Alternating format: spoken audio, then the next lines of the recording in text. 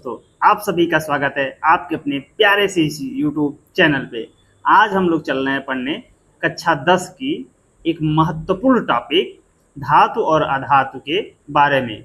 क्या होता है धातु, क्या होता है अधातु, उसको हम पहचानने के क्या क्या लक्षण होते हैं, कौन सी धातु के गुण कैसे होते हैं, इन सभी चीज़ों को डिटेल्ड तरीके से पढ़ेंगे। बने रहिएगा, कहीं जाइएगा मत, अंत तक आपको बेहतरीन लाभ होगा। चलते हैं आज हम पढ़ने धातु और अधातु क्या होते हैं। धातु और अधातु को पढ़ने से पहले हमें सबसे पहले ये जानना होगा कि वाकई में ये तत्व क्या होते हैं। वे शुद्ध पदार्थ जिनमें केवल एक ही प्रकार के परमाणु होते हैं, उन सभी को हम तत्व कहलाते हैं। भाई अब कैसे कहेंगे कि एक ही प्रकार के परमाणु होते हैं? जैसे हाइड्रोजन है, इसमें क्या भाई एक ही प्रकार का परमाणु है।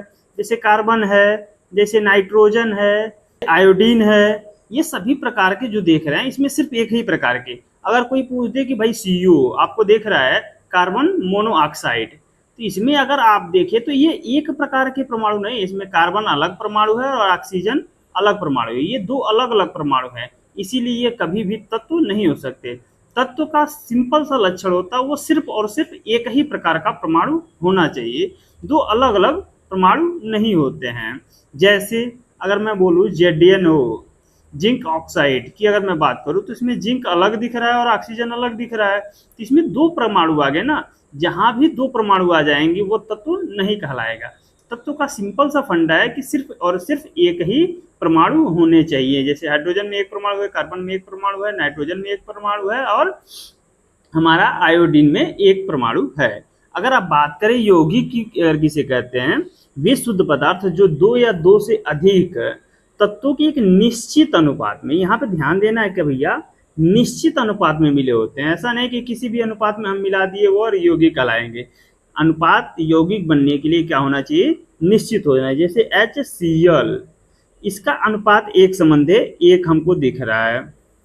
ऐसे ही अगर मैं बात करूं H2O, तो इसमें हाइड्रोजन के 2 दिख रहे हैं और ऑक्सीजन के 1 परमाणु दिख रहे हैं। तो यहाँ पे 2:1, जब भी अगर जल का निर्माण होगा तो वहाँ पे ये 2:1 का अनुपात होना चाहिए। अगर मैं बात कर रहा हूँ हाइड्रोजन का, अगर मैं 24 परमाणु ले रहा हूँ तो ऑक्सीजन का मुझे 12 परमाणु लेना पड़ेगा। क्यों? क्योंकि हमारा 2:1 के अनुपात में होता है। तो ये आ गया 2:1 का अनुपात। तो यौगिक बनने के लिए सबसे महत्वपूर्ण निश्चित है कि जब भी हम किसी तत्व को मिलाते हैं तो वह एक निश्चित अनुपात में मिलते हैं।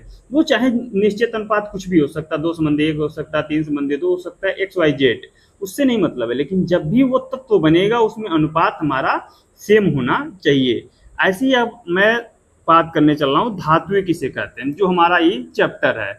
तो वे तत्व जिनके परमाणु इलेक्ट्रॉन का त्याग करके धनायन बनाते हैं।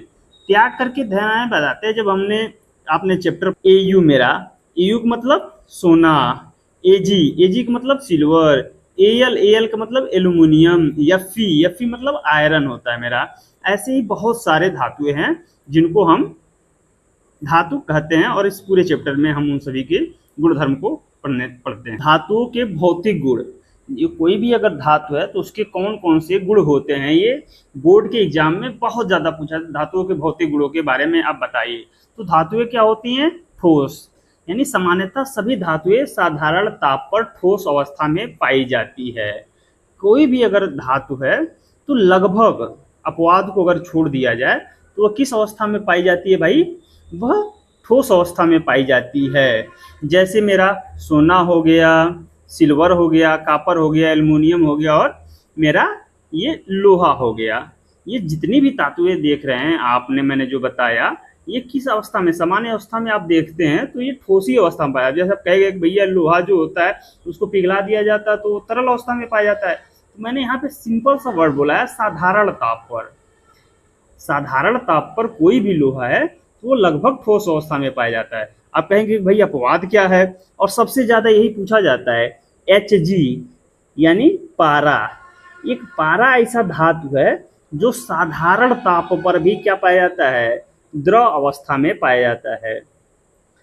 क्या पाया जाता है भैया? पारा पूछ देता है कौन सी ऐसी धातु है जो साधारण अवस्था पे या कमरे के तापमान पर द्रव अवस्था में पाया जाता है, तो वो पारा है मेरा। अब मैं देखूं चमक के आधार पर तो शुद्ध रूप से धातु की सतह क्या होती है, चमकदार होती है, जिसे धात्विक चमक कहा जाता है। कोई भी धातु आप देखते हैं, जैसे सोना देख लीजिए, चांदी देख लीजिए, वो इतना क्यों बिक रहा है, क्योंकि उसकी चमक है, एक क्वालिटी है, जिसके कारण वो आकर्षक दिखता है। तो धातुएं सामान्यतः क्या होती हैं, वह उनकी जो सतहें होती हैं वो चमकदार होती हैं। अगर मैं कठोरता की बात करूं तो सामान्यतः सभी धातुएं ठोस अवस्था में होती हैं। ये मैंने पहले ही पढ़ लिया है, कठोर। लेकिन आप कहेंगे कठोरता से मतलब, यानी कुछ ऐसी अपवाद हैं हमारे इस चैप्टर में जिसको इम्पॉर्टेंट मान लीजिएगा और इसको रट्टा मार लीजिए, चाहे जैसे भी कर लीजिए, समझ लीजिए। ये बोर्ड एग्जाम में बहुत ज़्यादा पूछा जाता है। जैसे सोडियम हो गया, पोटेशियम हो गया, और जो क्षारीय धातुएं हैं, क्या पूछेगा भाई, सोडियम, पोटेशियम और क्षारीय धातुएं हैं जो मुलायम होती है, जिनको चाकू से आराम से काटा जाता है सकता है। सोडियम को अगर चाकू से रख के आप काटना चाहें तो आराम से कट जा सकता है, जबकि लोहे को आप काटेंगे तो नहीं कटेगा। ये कुछ अपवाद ऐसी चीजें हैं जो सामान्य अवस्था में क्या पाई जाती हैं भैया, ठोस अवस्था में पाई जाती हैं। आघात वर्धनीयता।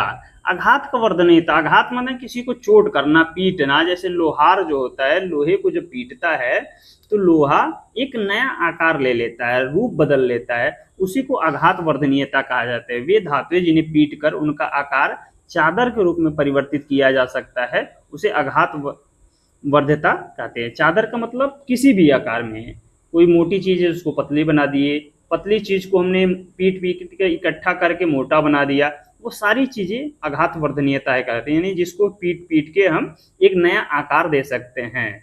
जैसे तांबा हो गया, चांदी हो गया, सोना, ये सभी क्या है, आघात वर्ध्यता कहलाती हैं। अब तन्यता की बात करते हैं। तन्यता का मतलब जिसको हम खींच कर लंबा बना सकते हैं, जिसको हम खींच कर क्या बना सकते हैं, लंबा बना सकते हैं, उसको तन्यता कहते हैं। वे धातुएं जिनको खींचकर पतले तार के रूप में परिवर्तित किया जा सकता है, उसको हम क्या कहते हैं, तन्यता कहलाते हैं। जैसे भैया एयू, आप देखिए भैया, एयू जो सोना होता है, ये एक ऐसी धातु है भैया, इसको सबसे अत्यधिक तन्यता वाला इसको माना जाता है। क्यों? क्योंकि एक ग्राम अगर आपके पास सोना है तो इसको 2 किलोमीटर लंबा आप तार इससे निकाल सकते हैं। इतना पतला तार है कि नग्न आंखों से आप देख भी नहीं सकते, इतनी इसकी तन्यता है। यानी इसको लंबा खींच के बनाया जा सकता है। तो ये है इसकी तन्यता की क्वालिटी। अगर विद्युत और उष्मा की सुचालकता के आधार पर देखें तो सभी धातुएं विद्युत और उष्मा की क्या होती हैं, सुचालक होती हैं। जैसे Ag, Cu, एल्युमिनियम, ये हमारा क्या है, बढ़ते हुए घटते हुए क्रम में लिखा गया है। अगर पूछ देता है तो निम्न में से कौन सी ऐसी धातुएं हैं जो सबसे अधिक विद्युत उष्मा की सुचालक होती हैं, तो सबसे ज्यादा मेरा क्या होता है, Ag यानी सिल्वर। सिल्वर जो है मेरा सबसे अधिक विद्युत उष्मा की सुचालक होती है। उसके बाद मेरा क्या आता है, कॉपर आता है, और कॉपर के बाद एल्यूमिनियम आता है। अपवाद के रूप में अगर देख लिया जाए Pb और Hg, Pb को मतलब हम कहते हैं लेड, ये क्या हो गया, लेड, और ये हमारा हो गया पारा। ये सारे संकेतों को आप याद कर लीजिएगा। तो अगर हम इसकी देखें तो Pb और Hg जो होता है, ये क्या होता है मेरा, ये अपवाद होता है। क्यों भाई, क्योंकि ये कुचालक हैं। ये क्या है भाई, कुचालक हैं, विद्युत उष्मा के ये सुचालक नहीं होते। पूछ देता निम्न में से कौन सी ऐसी धातु है जो उष्मा की कुचालक है, तो हमारा लेड और पारा, यानी सीसा और पारा ऐसी दो धातुएं हैं जो विद्युत उष्मा की कुचालक होती हैं। तो गलनांक और क्वथनांक की बात। गलनांक क्या होता है और क्वथनांक, गलनांक मतलब वह तापमान जिस पे कोई वस्तु पिघल जाती है, और क्वथनांक का मतलब वह कोई भी तापमान जिस पे कोई द्रव अवस्था वाष्पीकृत होकर उबलने की अवस्था में आती है, उसका क्वथनांक कहलाता है। सामान्यतः सभी धातुएं गलनांक और क्वथनांक उच्च होते हैं। यानी सामान्यतः अगर देखें तो कोई भी धातु आसानी से न गलता है ना ही आसानी से उबलता है, लेकिन अपवाद के रूप में Ga और Cs। अब पूछेंगे भैया Ga का मतलब क्या होता है, गैलियम, ये क्या है, गैलियम, और Cs का मतलब क्या होता है भाई, सीजियम। सीजियम, गैलियम और सीजियम दो ऐसी धातुएं हैं जो आसानी से उबल जाते हैं और गल जाते हैं। यानी इसको कहा जाता है कि कमरे के सामान्य तापमान पे, अपनी हथेली पे अगर आप इसको रख रहे हैं तो हथेली पे जैसे ही रखेंगे गैलियम और सीजियम दोनों पिघलने लगता है, यानी बहुत ही कम तापमान पे, यानी शरीर के तापमान पर भी ये धातुएं दोनों पिघल जाती है। तो पूछ देता है क्वेश्चन, निम्न में से कौन सी ऐसी धातुएं हैं जो हथेली पर रखने पर पिघलने लगते हैं या कमरे के सामान्य तापमान पर भी पिघल जाती हैं? तो उसमें गैलियम और सीजियम आंसर आता है। अब मैं बात करूं धात्विक ध्वनि की। धात्विक ध्वनि का मतलब सिंपल सी बात है, दो धातुओं को आपस में जब हम लड़ाते हैं उससे जो ध्वनियां उत्पन्न होती हैं, दो धातुओं को जब हम लड़ाते हैं और उससे जो ध्वनि उत्पन्न होती है उसको धात्विक ध्वनि कहते हैं। जैसे आप जब हम बचपन में रहते हैं तो देखते हैं जब ट्रेन की पटरियों पर लोग कहते हैं कि भाई कान लगाओ और ट्रेन आ रही है कि नहीं आ रही है, ये पता चल जाता है। कैसे पता चल जाता है भाई? ट्रेन की जो चक्के होते हैं और पटरियों के वो क्या होते हैं, संपर्क में होते हैं। जब इस पे चलते हैं तो इस पे चोट होती है, यानी एक दूसरे से रगड़ खाती है और रगड़ खाने से ये ध्वनि जो निकलती है वो ट्रेन की गति से तेज चलती है, इसीलिए उसकी ध्वनि हमें ट्रेन के आने से पहले सुनाई दे देती है। उसको ही धात्विक ध्वनि कहते हैं। यानी जब दो हम पत्थर को आपस में लड़ाते हैं तो उससे जो ध्वनि उत्पन्न होती है उसको भी हम धात्विक ध्वनि कहते हैं। अधातु के बारे में अभी हमने जितना भी प्रॉपर्टीज पढ़ा वो सब किसके बारे में था? धातु के बारे में था। अब हमारी जो प्रॉपर्टीज आएगी वो अधातु के बारे में आएगी। अधातुएं किसे कहते हैं? वे तत्व जिनके परमाणु इलेक्ट्रॉन को ग्रहण करते हैं। क्या कहते हैं? यानी ग्रहण करना का मतलब लेना, लेना का मतलब उधार जब हम लेंगे तो निगेटिव में ही जाएंगे ना। तो जब कोई चीजें हम उधार लेते हैं तो क्या होता है? निगेटिव होता है, यानी ऋण आयन होता है। तो जब कोई तत्व जब इलेक्ट्रॉनों को ग्रहण करता है उसको हम क्या कहते हैं भाई? धात्विक अधातु कहते हैं।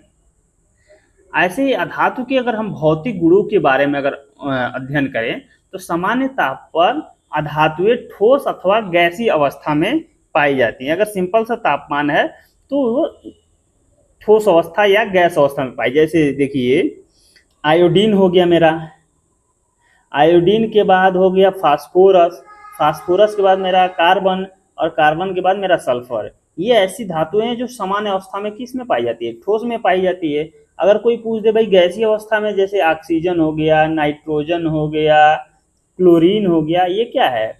गैसीय अवस्था में पाई जाती हैं। तो ये सामान्य तापमान पर ये जो मैंने उदाहरण लिखा है ये ठोस में पाए जाते हैं और ये गैस में पाए जाते हैं। अगर मैं अपवाद की बात करूं तो साधारण तापमान पर ब्रोमियम एक ऐसी अधातु है जो क्या पाई जाती है भाई? द्रव अवस्था में पाई जाती है। तो ये इसका उदाहरण है। चमक की बात की जाए तो सामान्यतः अधातुओं के सतह पर चमक नहीं होता है। जैसे भाई, जैसे अगर बात की जाए सल्फर हो गया, फास्फोरस हो गया, इन सब चीज़ों को जब आप देखेंगे तो इनमें सामान्यतः आप देख रहे हैं इनके सतह पर किसी भी प्रकार की कोई चमक नहीं पाई जाती है। लेकिन आयोडीन एक ऐसा अधातु है जिसके सतह पर पाई जाती है। तो पूछ देता है क्वेश्चन, निम्न में से ऐसी कौन सी अधातु है जिसके सतह पर चमक पाया जाता है? तो वो आयोडीन होता है। विद्युत और ऊष्मा की कुचालकता, अगर विद्युत और ऊष्मा की कुचालकता की मैं बात करूं तो सामान्यतः अधातुएं विद्युत और ऊष्मा की क्या होती हैं? कुचालक होती हैं। जैसे हीरा, हीरा में आप देखते हैं तो विद्युत इसमें प्रवेश नहीं कर सकता। एक ऐसा अधातु है जो विद्युत और ऊष्मा का क्या है? कुचालक है।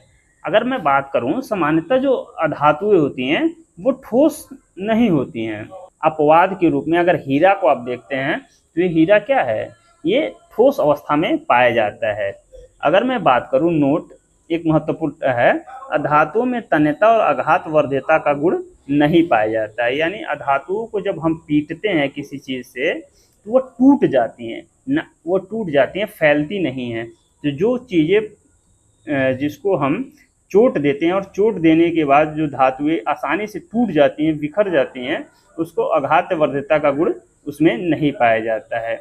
ये रहा आज का मेरा वीडियो। आपको कैसा लगा जरूर कमेंट करके बताइएगा। जय हिंद, जय भारत।